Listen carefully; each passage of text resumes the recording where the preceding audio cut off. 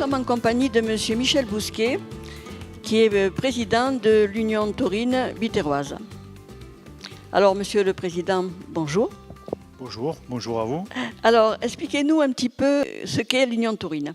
Alors d'abord, une petite précision, nous ne sommes pas que dans les locaux du musée taurin, mais nous sommes dans des locaux qui accueillent et le musée taurin et l'Union taurine biterroise, qui est le plus ancien des clubs taurins de notre ville. Donc vous êtes ici dans la partie réservée aux clubs, et si on a le temps tout à l'heure, on vous fera faire un petit tour donc, de la partie muséographique qui est entretenue, mise en œuvre, mise en musique et organisée et que nous faisons montrer au plus grand nombre donc, des passionnés de tauromachie ou autres, ou simplement des visiteurs qui veulent bien venir et visiter le musée taurin, qui est plus un musée culturel sur l'art taurin qu'un musée de la chose taurine, tout simplement. Et depuis combien de temps le musée est installé ici? Alors, je crois qu'on attaque notre 4e année. Hein. Voilà, depuis juin 2015, nous avons été accueillis ici dans le cadre donc, de la nouvelle implantation que nous a proposée M. Ménard, le maire de notre ville. Au départ, je vais dire qu'on est venu un petit peu en reculant parce que l'adresse ne nous semblait pas aussi parfaite que ce qu'on l'aurait souhaité. Mais bon, les lieux nous ont séduits, et grâce en particulier à Marie-Françoise Rousier qui est avec nous aujourd'hui. Donc on s'est approprié ces lieux et on en a créé la muséographie, et les membres de notre club qui se sont investis dans la réalisation, ne serait-ce que dans l'accrochage des tableaux, ont participé à la mise en œuvre donc, de tout ce que vous pouvez voir aujourd'hui. Et on peut considérer quand même que c'est une belle réussite, puisqu'on n'a que des félicitations, y compris des Espagnols. De très loin. Voilà, qui viennent dans notre ville et qui se trouvent étonnés de tout ce qu'on peut présenter en matière donc, de culture taurine en général. Mais je crois que c'est un peu exceptionnel dans la région. Oui, on peut dire ça, merci de le souligner. Il y a bien sûr un très beau musée à Nîmes, donc un très beau musée taurin à Nîmes, mais qui n'a pas le même cachet. Non, le cachet est différent, ils ont le leur, ils ont simplement un magnifique endroit où ils présentent des costumes qui est bien plus valorisant que le nôtre. On aimerait avoir le même, mais on a d'autres atouts et des atouts différents. On a certainement des pièces de culture taurine qui sont plus anciennes que les leurs. Donc voilà, chacun des lieux a ses atouts et nous cultivons les nôtres du mieux que nous pouvons. Je pense qu'au niveau de l'Hérault, vous êtes quand même les seuls, hein, vraiment, à avoir ça. Hein. Sans vouloir être faussement hypocrite, on est les seuls en France. Hein. Bon, voilà, disons-le carrément. Quoi. Voilà, donc. Il faut dire les choses comme elles sont. Et au niveau du club, vous êtes combien d'adhérents? Vous êtes nombreux? On est un peu moins d'une centaine. On a été beaucoup plus nombreux, mais aujourd'hui, tous les clubs taurins vieillissent, le nôtre aussi. Donc on essaie de faire en sorte d'attirer les jeunes ou de réattirer les jeunes vers la tauromachie.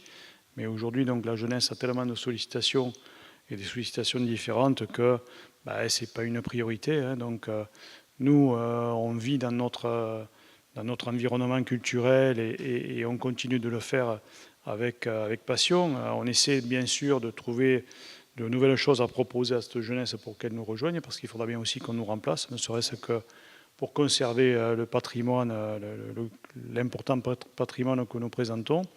Et c'est un petit peu le souci, je crois que la gageure même, on va dire, qui se présente à toutes les associations, qu'elles soient tauromachiques ou autres d'ailleurs, hein, c'est le renouvellement des membres. Quoi, hein, voilà. Et vous pensez qu'il y a moins de jeunes qui aient envie de faire de taurer? Je ne crois pas. Je crois que alors, le toréo, c'est quelque chose de différent. Je ne suis pas bien placé pour vous en parler. Peut-être que les membres de l'école taurine seraient mieux placés que moi et que nous pour vous en parler. Il doit y avoir certainement autant de jeunes. Nous, l'école taurine de la ville de Béziers est une école qui marche fort bien, qui a beaucoup de jeunes élèves, mais bon, c'est comme les pilotes de Formule 1, hein, beaucoup d'appelés, peu d'élus. Après l'affiliation, ce dont on est sûr, c'est que tous les jeunes qui passent par l'école taurine seront de bons aficionados par la suite. Mais on aimerait que tous les jeunes deviennent aficionados, tous les jeunes de notre ville deviennent aficionados, parce que ça fait partie de notre culture. Et ça, on la défend parce que c'est une culture, parce qu'elle laisse une trace, parce que nous sommes aussi les récipiendaires de toute cette culture, et que ce n'est pas parce que c'est dédié au taureau, mais simplement parce que c'est une culture. Voilà.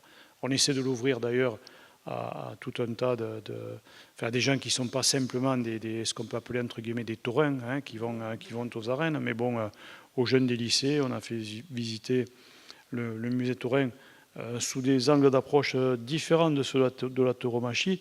Par exemple, avec un de nos membres, Bernard Rango, qui est professeur au lycée, donc elle a fait visiter à des élèves qui étaient venus pour voir les costumes et la couture, et qui ont été subjugués par les détails des costumes, et ont bien sûr très apprécié de voir la qualité des pièces qu'on présentait à travers cet esprit culturel et couture. Oui, parce qu'on ne se doute pas quand on ne connaît pas, puis quand on voit ce qu'on voit. On fera un petit tour certainement tout à l'heure pour voir un petit peu ici et un peu sur le musée. Et donc vous êtes la secrétaire, hein? Oui, je suis la secrétaire. Vous appelez comment? Marie-Françoise Rousier. Et j'ai à cœur ce musée taurin, puisque bon, mon époux s'en était occupé à l'époque, et donc j'ai à cœur de continuer son œuvre. Et donc, on a toutes les pièces exposées là-haut au musée. On en a quelques-unes là dans les locaux, le siège de l'Union taurine. Mais ce sont des pièces qui nous sont léguées depuis 1890 par des aficionades. Et moi, j'ai à cœur de les préserver, de les montrer au plus grand nombre. Notamment, Michel disait qu'on ouvrait notre club. Et les dernières en date, ce sont des Américains, des jeunes Américains, qui sont venus en stage d'intégration en France, visiter la France, et qui sont venus à Béziers, à la Trinité. Et la prof d'anglais leur a fait découvrir les arènes et le musée. Et je vous prie de croire que là, ils étaient dans un autre monde, très intéressés. Donc, les Américains ne sont pas des taurins, mais on ouvre, on fait voir les lycées, les clubs-services, les dirigeants commerciaux de France, la Jeune Chambre économique, le Centre des jeunes dirigeants d'entreprise, le club des managers. Tous ces gens ne connaissent pas particulièrement le musée et tous le découvrent avec bonheur. C'est bien. Donc vous, dans ce que vous faites, vous vous occupez de quoi? De tout Je m'occupe de la gestion du club, c'est-à-dire tout ce qui est le courrier, tout ce qui est les convocations, les invitations. Et je m'occupe aussi du musée, de la préservation de ce patrimoine. Je me suis occupée de la restauration, enfin, je ne suis pas toute seule pour faire ça, de la restauration de pièces que vous verrez tout à l'heure et qui sont maintenant classées par la DRAC, patrimoine des biens mobiliers de l'Hérault. Donc ça, c'est très important pour nous parce qu'on a une quinzaine de pièces qui sont préservées à vie. Le jour où on ne sera plus là, nos successeurs ne pourront rien faire d'important avec. Il faudra toujours en référer à la DRAC. Et ça, c'était important pour nous. C'est vraiment une très grande protection. Tout à fait. C'est bien. Alors, il y a des dates à retenir qui va se passer. D'abord, Marie-Françoise est trop modeste. Donc, elle est la secrétaire, c'est vrai. Voilà. Elle est la secrétaire générale. Elle est la responsable des actions de promotion extérieure. Elle est la responsable du protocole. Elle est la responsable et l'organisatrice de nos manifestations. C'est elle qui détient les archives de notre association, donc elle est certainement une des pierres, si ce n'est la pierre la plus importante, y compris me concernant, donc de notre club. Voilà. Oui, elle en a un peu sauté, quoi. Alors, elle a un peu minimisé son travail. C'est bien. Sa modestie dut-elle en souffrir, il faut quand même rendre à César ce qui est à César. Voilà. Exactement. Donc je crois qu'il y a eu il y a quelque temps, c'est Thomas Cerquera qui a fait don au musée de son costume. Oui, pas tout à fait don. On va dire que Thomas donc, a déposé son costume d'alternative, donc qui est, je crois, pour un matador de taureau, le costume le plus important qu'il puisse porter dans sa vie de torero, puisque c'est le premier du jour où il prend ses galons de matador de taureau, réellement. Et donc Thomas a décidé de le confier à notre garde.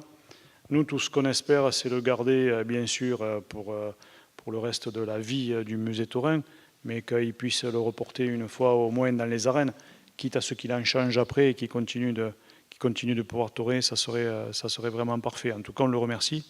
Et on a bien sûr apprécié grandement donc, cette manifestation Donc vous étiez là, je crois d'ailleurs, ce jour-là, et merci d'y avoir été, pour faire quelques images donc, de la remise de ce costume qu'on garde avec beaucoup d'affection, parce que bon, Thomas, c'est aussi d'abord quelque part notre petit. Hein, voilà. Moi, personnellement, je l'ai connu avant qu'il naisse, puisque je connaissais son... Monsieur Christian Coll aussi. Et sa maman. Voilà, quand pour eux, c'était qu'un projet affectueux. Donc, voilà. C'est bien. Ben, je crois qu'il en est reconnaissant. Hein. Certainement, oui, oui. C'est un bon garçon. Hein, voilà. Thomas, il a de grosses qualités. Il a quelques défauts aussi. On le lui dit de temps en temps qu'il faut qu'il corrige. Qui n'en a pas. Oui, oui. Moi, je suis le premier à les reconnaître quand je peux. Mais non, Thomas est vraiment... voilà, c'est un de nos petits, quoi. Hein. Voilà, donc, on est très heureux d'avoir ce costume, hein, effectivement.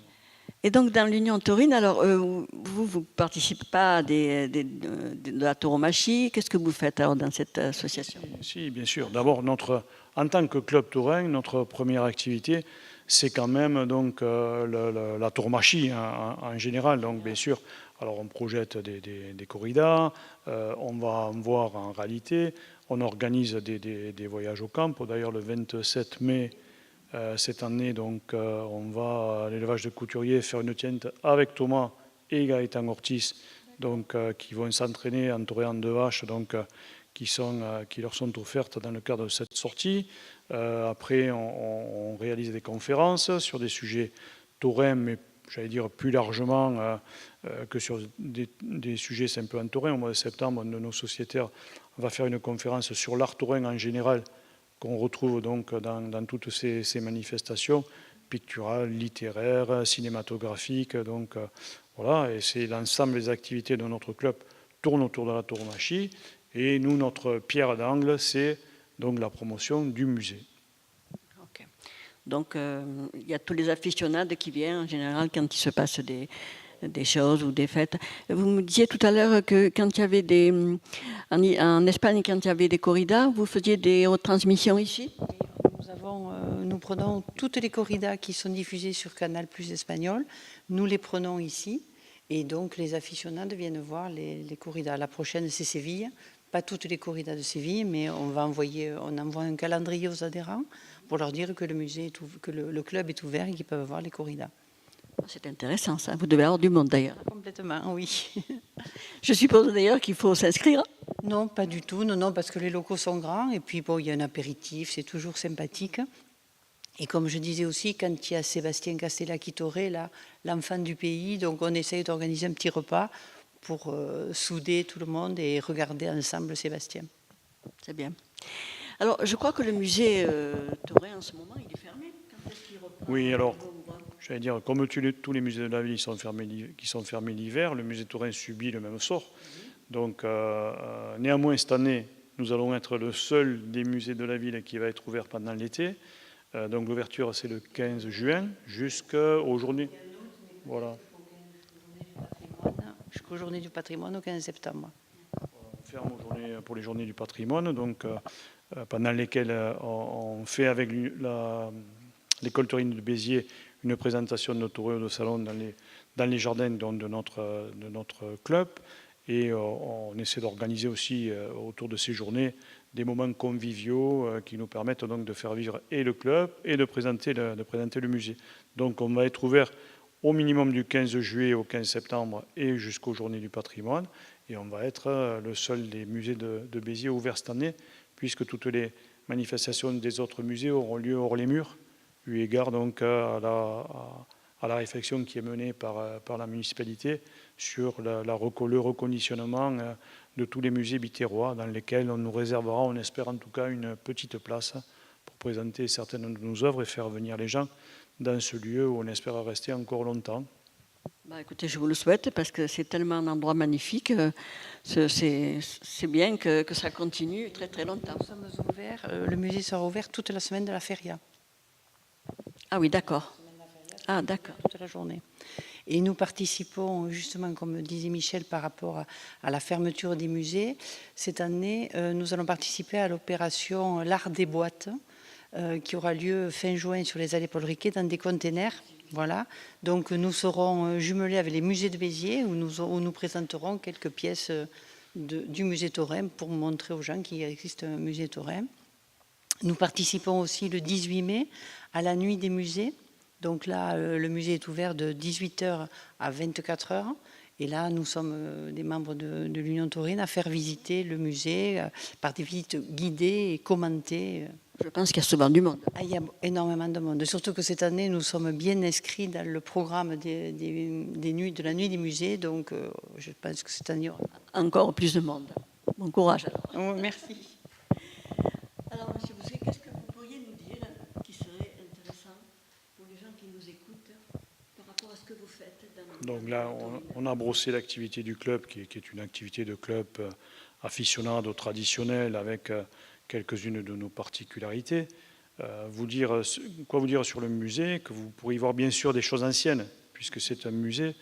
Ce sont des choses que l'Union taurine donc, possède en pleine propriété et que nous avons recueillies donc, au fur et à mesure des dons qui ont été faits aux deux sociétés taurines qui ont prévalu à notre existence, hein, puisque donc on a 122 ans aujourd'hui, on a fêté nos 120 ans donc, il y a 2 ans.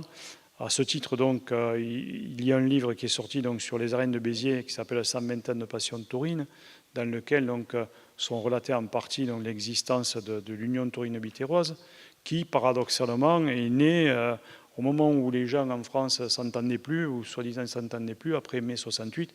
En septembre 68, à Béziers, les deux principales sociétés taurines qui existaient donc, ont décidé de se fédérer, de se réunir, de s'aborder en quelque sorte, et ont créé l'Union taurine bitéroise. Donc nous sommes nés de ces deux sociétés, et c'est pour ça qu'on peut revendiquer le titre de club le plus ancien de Béziers, puisque nous sommes nés de clubs qui ont plus de 120 ans d'âge, quoi, hein.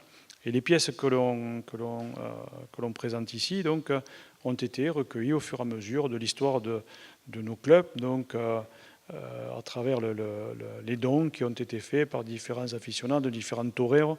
Et donc ce qu'on peut présenter vient de ces dons. On en recueille d'ailleurs encore aujourd'hui. Certaines personnes donc, soit nous confient des choses à présenter, soit les offrent d'ailleurs au musée. C'est bien, c'est intéressant pour vous. Bien sûr, parce que bon, quand vous avez un grand-père ou un arrière-grand-père qui a été aficionado ou qui a été révisteur pour ceux qui savent ce que c'est et qui possède des choses qui, dans la famille, donc, ne présentent plus d'intérêt parce que le goût s'est perdu dans la famille de ces choses-là. Parfois, au fil des héritages, les gens se retrouvent avec des œuvres dont ils ne connaissent pas la valeur, parfois tout juste l'existence, et ils ne savent surtout pas quoi en faire. Ben, nous, on les recueille avec plaisir, et toutes celles qui représentent de l'intérêt, on se fait un devoir de les présenter, de les représenter à nouveau dans de bonnes conditions. On a recueilli, il n'y a pas si longtemps que ça, un don d'une personne, c'est du Gers, je crois, hein, qui nous a présenté. Marie-Françoise, vous en parlez mieux. Une personne qui était un grand journaliste et qui avait un commerce, une grande brasserie à Bordeaux et qui avait beaucoup de pièces, de livres, etc., de photographies.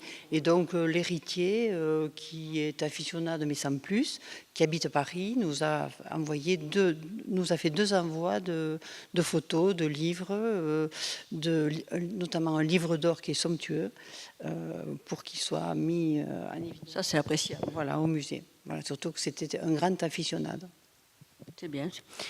Et donc, M. Bousquet, vous, la passion de la tauromachie, c'est venu quoi, de famille, de tout petit? Oui, alors bon, moi je suis quasiment né dans la rue des Nouvelles Arènes. Donc en face les arènes, mon père s'occupait de la billetterie des arènes quand j'étais tout petit. Et je dis en plaisantant que ma mère a dû me tomber sur le sable des arènes quand je suis né. Mais je voudrais vous arrêter. Je ne suis pas un passionné. Je suis un grand amateur, plutôt éclairé, en tout cas je le crois, un aficionado, mais je me méfie des passions. Donc j'essaie de les gouverner du mieux que je peux. Et j'essaie de garder aussi une partie de ma raison, hein, pour présenter donc, en particulier le travail de l'Union taurine et le musée du mieux que je peux. Alors je ne vais pas tout seul. Un de nos membres, Michel Mathieu, nous a rejoint tout à l'heure. Donc lui, c'est le bras armé et la cheville ouvrière de notre club. Et c'est à lui qu'on doit la plupart des accrochages qui ont été faits et l'organisation effective et technique de notre association et de notre musée. Voilà. Bon, les autres ne sont pas là et donc il ne faut pas... Peut-être il veut nous dire un petit mot, vous voulez? Non? Vous voulez pas? Non, vous n'avez pas... Vous n'avez rien à dire? Il est mal coiffé. Il est mal coiffé. Ah bah écoutez, venez quand même. Je pense que vous avez beaucoup de choses à dire. Ah, alors, c'est comment votre nom? Michel Mathieu. Michel est dans le prénom. Alors, expliquez-nous un petit peu ce que vous faites. Écoutez, je m'occupe de tout ce qui est technique, on va dire. Hein. S'il y a un tableau à suspendre, s'il y a un spot à changer, arranger un problème de vidéo, un truc comme ça. Voilà, je m'occupe de toute l'intendance technique. Voilà, quand il y a un truc de particulier, s'il y a un clou à planter, c'est moi. Voilà. Et le soir? Du bar. Ah oui, non, mais ça c'est très important. Et quand... On en a un de bas. Quand le soir on passe des retransmissions, vous êtes là aussi? C'est pratiquement toujours moi qui ouvre et moi qui ferme. Voilà. D'accord.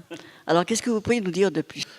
Écoutez, vous dire que ce que vous a dit notre président, c'est qu'on est là pour défendre notre musée, surtout, puisque c'est le patrimoine de notre club. Et donc, il faut le mettre en valeur, donc je participe à ça, quoi. Et puis après, bon, je vis ma passion. Bon, Michel, il dit qu'il n'est pas passionné, mais enfin, bon, il est aussi passionné que moi à ce niveau-là, hein, de ce côté-là. Et vous, c'est pareil pour la tauromachie? Vous êtes tombé dedans? Je suis tombé dedans un peu plus tard que Michel. Moi, bon, je ne suis pas natif de Béziers, hein, je suis du Gard. Donc j'ai été au corrida quand j'avais une douzaine d'années, on va dire, donc un peu plus vieux.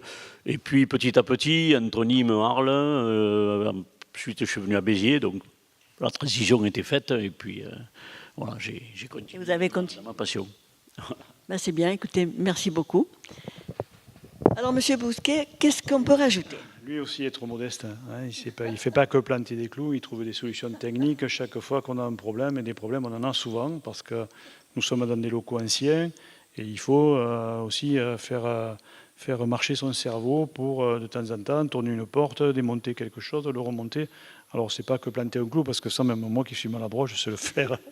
Et aussi, il faut être disponible. Et aussi, il faut être disponible. Voilà, c'est bien. Donc ça, c'est l'âme d'un club. Hein. Il faut qu'il y ait des gens qui s'investissent dans son fonctionnement et qui soient présents au moment où il faut, au moment où on a besoin d'eux. Et bon, voilà, après, on est aussi, j'allais dire, un groupe d'amis. Ça va aussi au-delà de notre passion pour la tauromachie, même si c'est peut-être ça qui nous a d'abord réunis. Après, l'amitié fait que on déborde sur d'autres sujets et c'est bien aussi. La vie, elle n'est pas faite que de taureaux. Exactement, mais c'est un peu comme une famille aussi. Ça, oui, on peut dire ça aussi en partie, puisqu'on essaie de se soutenir les uns les autres. Chaque fois que les uns ont besoin des autres, on essaie d'être présent. C'est ce qui fait aussi qu'on va dans un club, dans une assoce, dans un groupe, c'est qu'on s'y sent bien. Si on ne s'y sent pas bien, on n'y reste pas. Mais quand on s'y sent bien, on y reste et on participe. Hein. Voilà. C'est bien. Alors, qu'est-ce que vous auriez à préciser? Moi, mon souci, enfin pas mon souci, mais mon souhait, c'est d'ouvrir le musée le maximum, de le faire connaître, parce que beaucoup de Biterrois ne le connaissent pas. Et je voudrais dire qu'il ne suffit pas d'être un aficionado pour venir visiter le musée taurin. Il suffit d'aimer l'art, la culture, le patrimoine. Et là, on est rempli de bonheur parce qu'il y a de très très belles choses que, je répète, les Biterrois ne soupçonnent pas. Donc, venez visiter le musée taurin, vous serez étonnés. Je pense que c'est un bon appel qui est lancé. Mais effectivement, quand on ne sait pas ce qu'il y a à l'intérieur, on ne peut pas deviner hein, ce qu'il y a, les trésors qui sont cachés là-dedans. Voilà, écoutez, s'il n'y a rien de plus à rajouter, Monsieur Bousquet, on a tout vu? Non plus, tout. Bon, écoutez, merci en tout cas à vous deux et à vous trois d'avoir répondu aux questions. Et puis, on se retrouvera pour un prochain reportage. Merci à vous. Merci.